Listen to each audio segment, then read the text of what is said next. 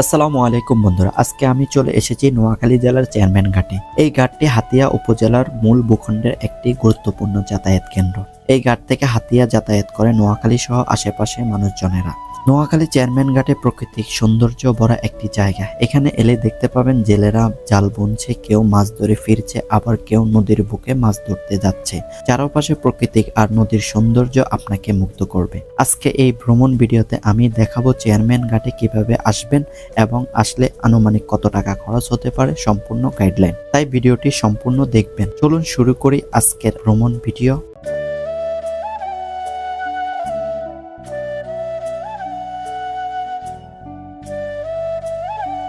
সকাল 10:30 আমরা যাত্রা শুরু করি নোয়াখালী চৌরাস্তা থেকে। নোয়াখালী চেয়ারম্যান ঘাটে যেতে চাইলে প্রথমে আপনাদের নোয়াখালী জেলার চৌরাস্তা চলে আসতে হবে। আমরা নোয়াখালী চৌরাস্তা থেকে সোনাপুর জিরো পয়েন্টে চলে যাব। সেখান থেকে চেয়ারম্যান ঘাটের বাস পাওয়া যায়। চৌরাস্তা থেকে সোনাপুর সিএনজি যেতে জনপ্রতি ভাড়া পড়বে 30 থেকে 40 টাকা, আর বাসে ভাড়া পড়বে 20 থেকে 30 টাকা। আমরা বাসে উঠে পড়লাম, জনপ্রতি ভাড়া পড়লো 20 টাকা। বাস চলার পথে চারপাশে সবুজ গাছপালা, খাল বিল আর গ্রামের প্রাকৃতিক সৌন্দর্য দেখতে দেখতে এগিয়ে চললাম। সকাল 11:05 আমরা সোনাপুর জিরো পয়েন্টে পৌঁছে যাই। চৌরাস্তা থেকে সোনাপুর আসতে আমাদের সময় লেগেছে প্রায় 30 মিনিট। সোনাপুর থেকে চেয়ারম্যান ঘাটের গাড়ি ছাড়ে সাধারণত 1 ঘন্টা পর, তবে ভাগ্য ভালো হলে সঙ্গে সঙ্গে বাস পেয়ে যাবেন, যেমন আমরা পেয়ে গেছি। সোনাপুর থেকে চেয়ারম্যান ঘাট সিএনজিতে যেতে জনপ্রতি ভাড়া পড়বে 100 টাকা, আর বাসে ভাড়া পড়বে 60 থেকে 70 টাকা। আমরা সুবর্ণ সুপার সার্ভিস বাসে উঠে বসে পড়ি। জনপ্রতি বাস ভাড়া পড়েছে 60 টাকা। বাস ছাড়া শেষ মুহূর্তে ওঠার কারণে আমাদের সিট পড়েছে বাসের পিছনে। বাসের পিছনে সিটে বসে মনটা একটু খারাপ হলেও গ্রাম বাংলার দৃশ্য দেখতে দেখতে মনটা ভালো হয়ে যায়। ঠিক দুপুর 12:30 আমরা চেয়ারম্যান ঘাট বাস স্ট্যান্ডে পৌঁছে যাই। সোনাপুর থেকে চেয়ারম্যান ঘাট বাস স্ট্যান্ডে আসতে আমাদের সময় লেগেছে প্রায় 1.5 ঘন্টা। বাস থেকে নামার পর আমরা দুইটি রাস্তা দেখতে পাই, একটি ডানে অন্যটি বামে। আমরা ডান পাশের রাস্তা ধরে নদী বন্দরের দিকে রওনা হব। এই বাস স্ট্যান্ড থেকে কোনো গাড়ি নেওয়ার প্রয়োজন নেই, মাত্র 2 মিনিট হাঁটলে নদী বন্দরে পৌঁছে যাবেন। আমরা দীর্ঘ পথ এসে ক্লান্ত হয়ে পড়ি, তাই এই হোটেল থেকে আমরা দুপুরের খাবারটা সেরে ফেলি। খাবারের দাম পড়েছে 175 টাকা। খাওয়া দাওয়া শেষ করে আমরা জোহরের নামাজটা পড়ে কিছুক্ষণ বিশ্রাম নিয়ে আমরা চেয়ারম্যান ঘাট নদী বন্দরের দিকে রওনা হই। বাস স্ট্যান্ড থেকে হাঁটতে হাঁটতে চলে এসে পড়েছি চেয়ারম্যান ঘাট নদী বন্দরে। আমি এখন দাঁড়িয়ে আছি চেয়ারম্যান ঘাট নদী বন্দরে। এই নদী বন্দর দিয়ে নোয়াখালী সহ আশেপাশে মানুষ হাতিয়া অঞ্চলে যাতায়াত করে এবং হাতিয়া থেকে ধান, গম সহ বিভিন্ন পণ্য নৌপথে এসে এই বন্দরে পৌঁছে। পরে সেগুলো ট্রাকে করে বাজারে পাঠানো হয়। এগুলো কোথা থেকে আসে? হাতিয়া থেকে আসে। যাবে কোথায়? ব্রাহ্মণবাড়িয়া। ও আচ্ছা। আর এখানে কি শুধু ধান, গম, ডাল এগুলো আসে? শুধু ধান আসে? ও, এই দুইটা ছাড়া কিছু আসে না? ও, ঠিক আছে, ধন্যবাদ। এখান থেকে হাতিয়া যাওয়ার জন্য স্পিড বোট রয়েছে, জনপ্রতি ভাড়া পড়বে 300 টাকা করে। এই চেয়ারম্যান ঘাট থেকে সূর্যাস্তের দৃশ্যটা খুব সুন্দরভাবে দেখা যায়। আরেকটু সামনে এগিয়ে গেলে দেখবেন এখানে অনেক খেজুর গাছ রয়েছে। এখানে একটি মজার বিষয় হলো, এখানে আপনি দেখবেন ছোট ছোট খেজুরের গাছ থেকেও খেজুরের রস বের হয়।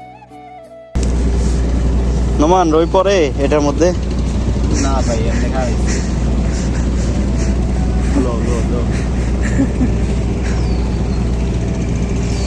আসসালামু আলাইকুম খালা। আচ্ছা, এই যে এখানে কি রই বিক্রি হয় নাকি? রই রই রই এই যে খেজুর গাছের রই, খেজুরের রস। হ্যাঁ, এখন কার কাছে গেলে পাওয়া যাবে? ও আচ্ছা আচ্ছা আচ্ছা। ও আচ্ছা, ও আচ্ছা আচ্ছা। কাটি দেখছে না?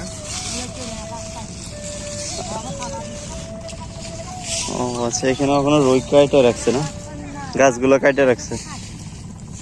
ঠিক আছে। হুম হুম হুম। ও এখনো তাহলে পড়া শুরু হয়নি না?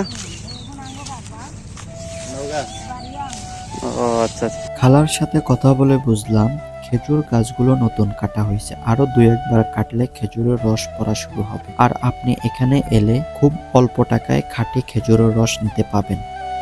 আমরা এখন একটি ট্রলারে উঠছি। এই ট্রলারগুলো দিয়ে নদী থেকে বালি উত্তোলন করা হয়। দেখুন এখানে একটি বন্দরের কাজ চলছে, এখানে একটি নদী বন্দর হবে। মাছের আড়তের সামনে এই নৌকাগুলো দেখতেছেন, এই নৌকাগুলো দিয়ে বিভিন্ন রকমের নদী থেকে মাছ ধরা হয়। জেলেরা নদী থেকে মাছ ধরে এনে এই আড়তে বিক্রি করে এবং মাছ বিক্রি করে তাদের জীবন জীবিকা চলে। এটা কি মাছ ভাই? শাপলা পাতা মাছ। আর এগুলো তেলাপিয়া নাকি? সাগরের কই মাছ, সেটা বিশাল বড়। এই মাছের আড়তে নিলামের মাধ্যমে মাছ বিক্রি হয়। বিক্রেতা প্রথমে একটি দাম বলে, ক্রেতারা দাম বাড়াতে থাকে, শেষ যিনি সবচেয়ে দাম বেশি বলে তার কাছে মাছ বিক্রি হয়।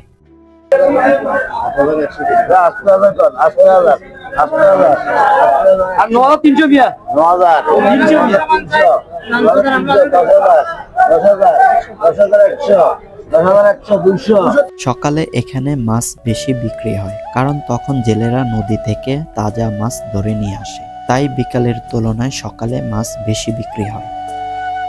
আপনি যদি নদীর মাছ কিনতে এই জায়গায় আসেন অবশ্যই সকাল সকাল আসবেন, কারণ সকালে মাছ টাটকা থাকে, দামও তুলনামূলক কম থাকে। এই ফাঁকে আমরাও কিনে নিই 2 কেজি 800 গ্রাম সুরমা মাছ, দাম পড়েছে 600 টাকা। ভাই এগুলো কি মাছ? নদীর পাঙ্গাস। নদীর পাঙ্গাস। ইলিশ ধরা পড়েনি? ও ইলিশ কি সকালে ধরেন না? ও আপনারা ধরেন না ইলিশ?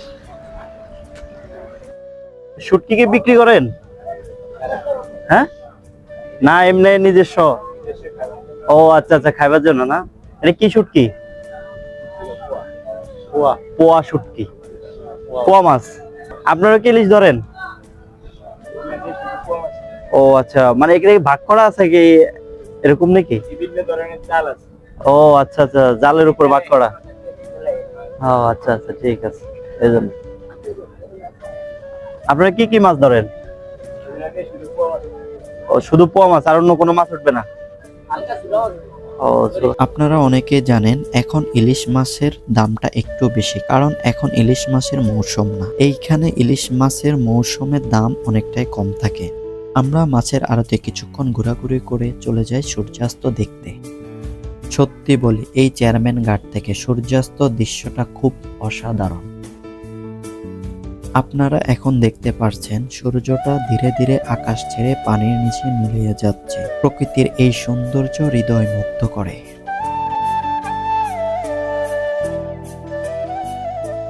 দেখুন এখন আর সূর্যটা আকাশে আর নেই, সে আস্তে আস্তে পানির নিচে মিলিয়ে যাচ্ছে।